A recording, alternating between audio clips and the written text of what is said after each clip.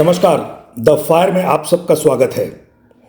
उत्तर प्रदेश के प्रखर बौद्धिक जिलों में से एक सुल्तानपुर में बीते दिनों जिले और ग्रामीण क्षेत्रों के पत्रकारों की सार्थक कार्यशाला आयोजित की गई।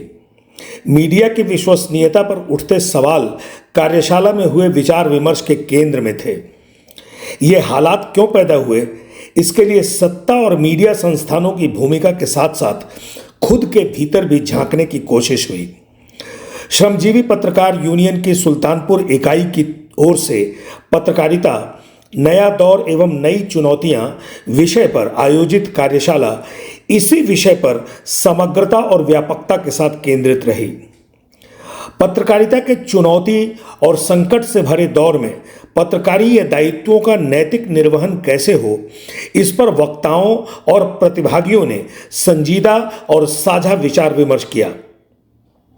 बीते 6 अक्टूबर को सुल्तानपुर शहर के आदर्श मैरिज पॉइंट प्रेक्षागृह में आयोजित इस कार्यक्रम की औपचारिक शुरुआत कार्यशाला के मुख्य अतिथि प्रभात रंजन दीन, विशिष्ट अतिथि चंद्रभान यादव, कार्यक्रम के अध्यक्ष वरिष्ठ पत्रकार राज खन्ना के साथ ही प्रख्यात बुद्धिजीवी डॉक्टर MP सिंह, जिला सूचना अधिकारी डॉक्टर धीरेन्द्र कुमार एवं अन्य अतिथियों द्वारा मां सरस्वती की प्रतिमा पर माल्यार्पण और दीप प्रज्वलन करने के साथ हुई। कार्यशाला को सुल्तानपुर के प्रख्यात समाजसेवी करतार केशव यादव का भी आशीर्वाद प्राप्त हुआ। आंख के ऑपरेशन के कारण वे कार्यक्रम में सशरीर उपस्थित न हो सके। अतिथियों ने उनके आवास पर जाकर उनसे मुलाकात की और शुभकामनाओं का आदान प्रदान किया। कार्यशाला के मुख्य वक्ता वरिष्ठ पत्रकार प्रभात रंजन दीन ने लोकतंत्र के 3 स्तंभों को मजबूत रखने के लिए चौथे स्तंभ यानी पत्रकारिता के दायित्वों को रेखांकित किया और कहा कि लोकतंत्र के 3 स्तंभों विधायिका, कार्यपालिका और न्यायपालिका को जागृत और सतर्क रखने के लिए पत्रकारिता का दायित्व सतत सांकेतिक प्रतिरोध, सिंबॉलिक रेसिस्टेंस देना होता है। लेकिन पत्रकारिता ने वह दायित्व नहीं निभाया जिससे लोकतंत्र अराजक हो गया है। पत्रकारिता समेत समाज की सभी विधाओं पर भांडों का कब्जा हो गया है। प्रायोजित प्रशंसा और प्रायोजित निंदा के विशेषज्ञ भांडों ने स्वस्थ प्रशंसा और स्वस्थ निंदा की परंपरा का हरण कर लिया है। प्रायोजित प्रशंसा करने वाले भी भांड हैं और प्रायोजित निंदा करने वाले भी भांड हैं। इन 2 किस्म के भांडों में सत्य का राम नाम सत्य हो गया है। सत्य भांडों के 2 पार्ट में पिस गया है। सच कटघरे में चला गया है और सच बोलने वाला हाशिए पर धकेल दिया गया है। प्रभात रंजन दीन ने पत्रकारिता को भांडों के कब्जे से निकालने के लिए व्यापक वैचारिक सैद्धांतिक आंदोलन की अनिवार्यता पर जोर दिया। एक चौथा खंभा मान लिया गया कि पत्रकारिता है, इसको ये चौथा खंभा है इसलिए कि ये बाकी के 3 स्तंभों को आधार देगा। अब रिट्रोस्पेक्शन ये करना है, आत्मावलोकन ये करना है कि हम उस चौथे खंभे की भूमिका निभा रहे हैं। ये जो चौथा खंभा है, इसका दायित्व क्या है? लोकतंत्र को हिफाजत से रखना। और लोकतंत्र हिफाजत से कैसे रहेगा? ध्यान से सुनिएगा, बहुत ही वही खन्ना साहब की लाइन पे सरल भाषा में बात करना। तो हम लोग केवल बात कर रहे हैं या भाषणबाजी नहीं हो रही। तो हम लोकतंत्र को हिफाजत से कैसे रख सकते हैं?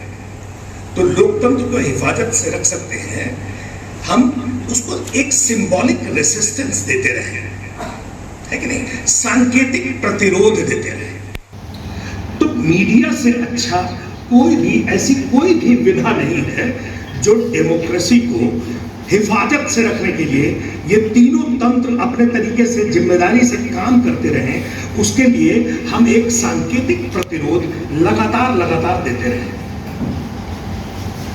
मैं डेमोक्रेटिक प्रतिरोध के बारे में बात कर रहा हूं, राजनीतिक प्रतिरोध के बारे में बात नहीं कर रहा। क्योंकि जैसे बात कही कि अब राजनीतिक प्रतिरोध का मतलब कुछ होता नहीं है और विपक्ष का कोई मतलब नहीं होता, सत्ता पक्ष का कोई मतलब नहीं होता।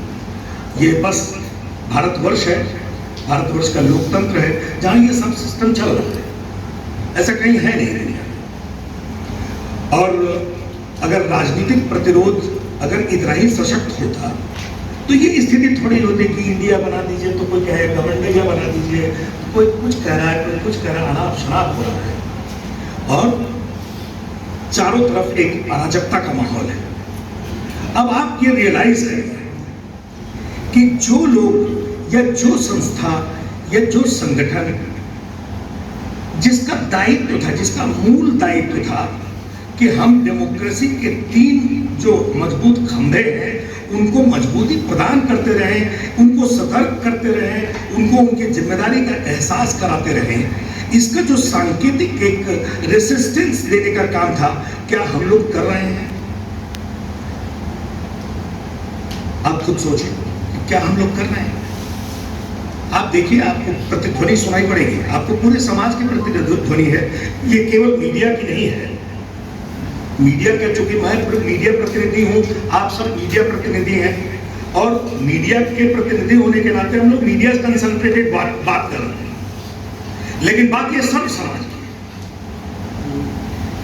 कि आप देखिए कि चारों तरफ देखिए, आप अखबार में देखिए, आप अपने ही क्षेत्र की मैं बात कर रहा हूं, अखबार में देखिए, टीवी में देखिए, रेडियो में देखिए, सोशल मीडिया की अभी बात मैं नहीं कर रहा, तो आपको कौन सी आवाज प्रखर रूप से सुनाई पड़ रही है?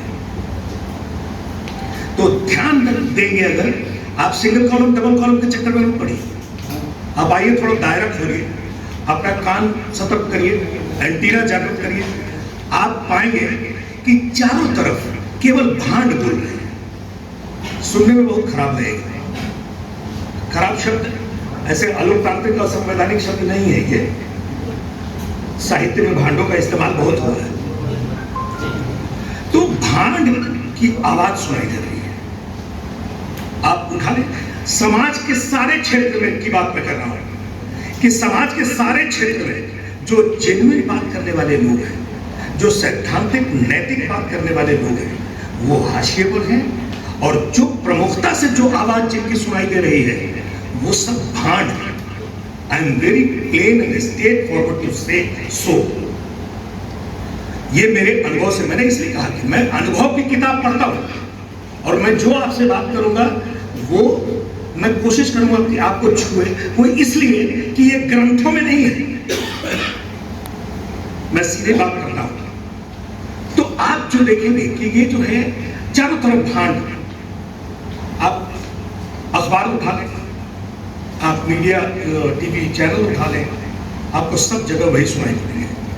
इसमें 2 तरह की ध्वनि है, ध्यान से सुनिएगा। एक ईश निंदा है,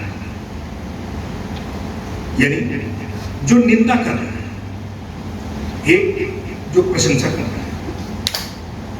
आप ध्यान दीजिएगा कि ये ईश निंदा करने वाले भी प्रायोजित भांड हैं।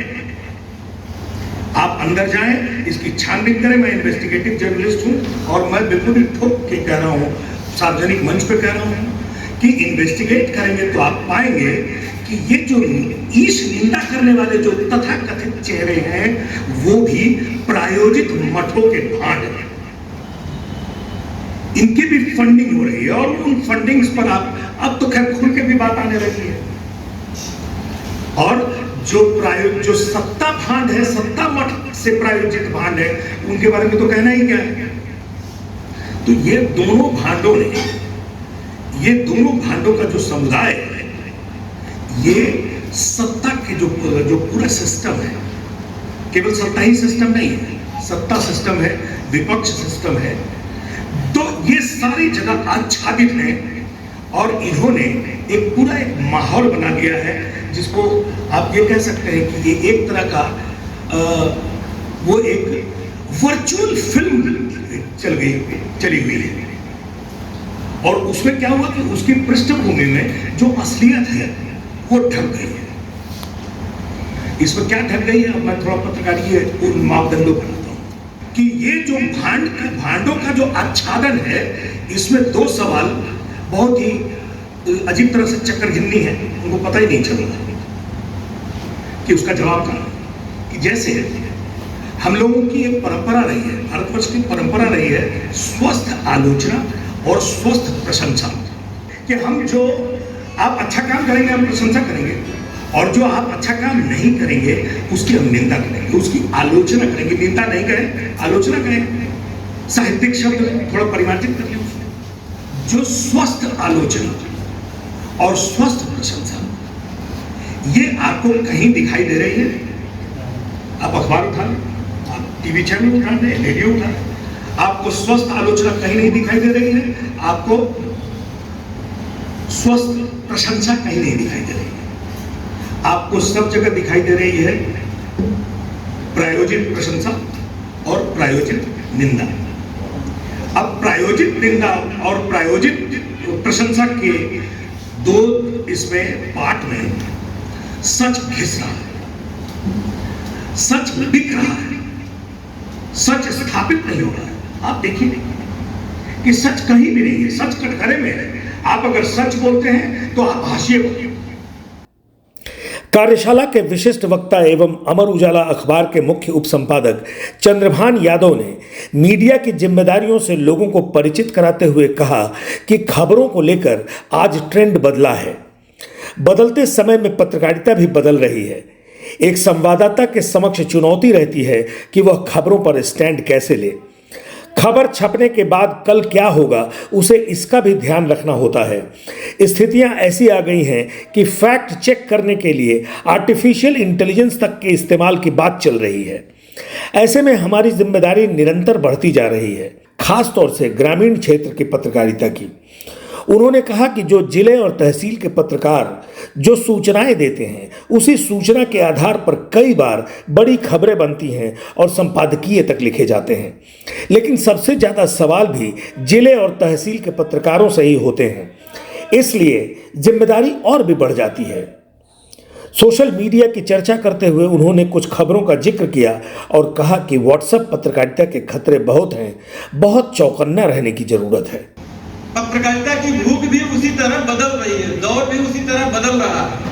अब स्थितियां ये आ गई हैं, फैक्ट चेक करने के लिए एआई तक की बात चल रही है। कुछ कंपनियां एआई के जरिए ये देखना चाह रही है, जो मीडिया इंडस्ट्री है, कि आपके फैक्ट सही हैं या गलत हैं।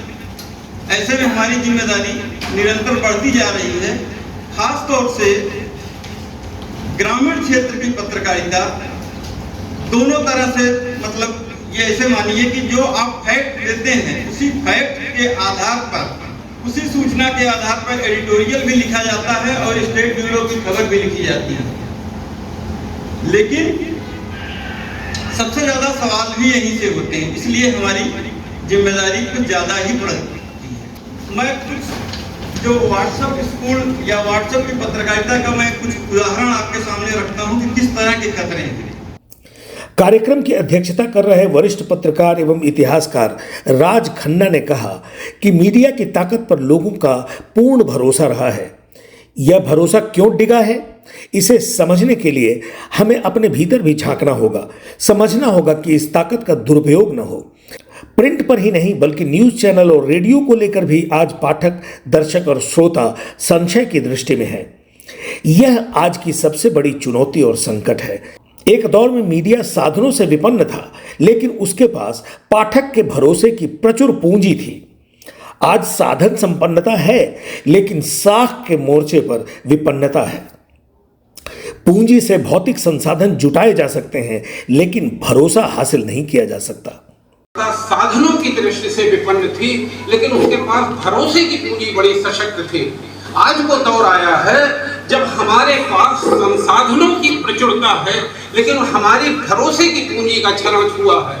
आप भरोसे की पूंजी के जरिए संसाधन जुटा सकते हैं, लेकिन जब आप भरोसा खो देते हैं, जब पाठकों का, दर्शकों का विश्वास खो देते हैं, ये पत्रकारिता की ताकत है क्या? पत्रकारिता की ताकत आपके पाठक, आपका दर्शक का भरोसा है। पत्रकारिता की ताकत उसकी व्याप्ति है, उसका प्रसार है। लेकिन अगर वो संशय की दृष्टि से देखा जाएगा, तब निश्चित रूप से मैं समझता हूं कि अपने भीतर झांकने की जरूरत होती है। ये संकट पैदा क्यों हुआ, ये हमें सोचने की जरूरत है। राष्ट्रीय न्यूज एजेंसी यूएनआई के छत्तीसगढ़ स्टेट ब्यूरो प्रमुख अशोक साहू ने अपने संबोधन में कहा कि नवीनता, तथ्यों का संकलन और प्रासंगिकता समाचार का अनिवार्य घटक है। इसे हमेशा समाचार बनाते समय ध्यान में रखने की जरूरत है। जिला सूचना अधिकारी डॉक्टर धीरेन्द्र कुमार ने समय के साथ बदलने का आह्वान करते हुए कहा कि डिजिटल क्रांति के दौर में पत्रकार को भी पाठक के साथ अपडेट होने की जरूरत है। आज ऑनलाइन खबरें आती हैं, उसे हूबहू उठाकर पेस्ट कर देते हैं। यह पत्रकारिता नहीं है, यह पत्रकारिता के नाम पर खाना पूर्ति है। उन्होंने कहा, सोशल मीडिया का ही परिणाम है कि आज न्यूज़ लिखने की क्षमता का क्षरण हो रहा है। जिले के सम्मानित बुद्धिजीवी डॉक्टर MP सिंह ने प्रख्यात पत्रकार स्वर्गीय कुलदीप नैयर का एक संस्मरण सुनाया कि कैसे एक पत्रकार अपनी बुद्धिमत्ता और विनम्रता से किसी राष्ट्र प्रमुख, किसी नेता या किसी अफसर को कुरेद कर बड़ी खबर निकाल लेता है। दैनिक हिंदुस्तान के ब्यूरो प्रमुख दिनेश दुबे ने पत्रकारों को पत्रकारिता के मापदंडों की याद दिलाई और कहा कि हमें दूसरों पर उंगली उठाने के पहले इतना सतर्क और पारदर्शी रहना चाहिए कि दूसरे भी हम पर उंगली उठा सकते हैं, यह हमेशा ख्याल में रहे। मीडिया कार्यशाला के द्वितीय सत्र के मुख्य अतिथि अपर मुख्य न्यायाधीश एवं विधिक सेवा प्राधिकरण के सचिव अभिषेक सिन्हा ने प्रतिभागियों को प्रमाण पत्र वितरित किया एवं पत्रकारिता के कानूनी नुक्ते बताए। अपर मुख्य न्यायाधीश ने समाज निर्माण में मीडिया कर्मियों की महत्ता और दायित्व भी बताए।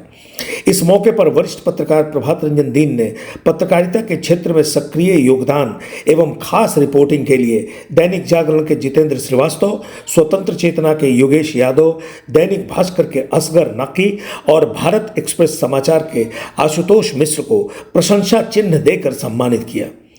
कार्यशाला में आए समस्त प्रतिभागियों को प्रमाण पत्र दिए गए। श्रमजीवी पत्रकार यूनियन के जिलाध्यक्ष दर्शन साहू ने अतिथियों का स्वागत करते हुए मीडिया कार्यशाला से प्रतिभागियों को सीख लेने का आह्वान किया। महामंत्री संतोष यादव ने धन्यवाद ज्ञापन किया। कार्यक्रम का संचालन न्याय यात्रा के संपादक शिवकरण द्विवेदी ने किया। आज के लिए इतना ही। नमस्कार, जय हिंद।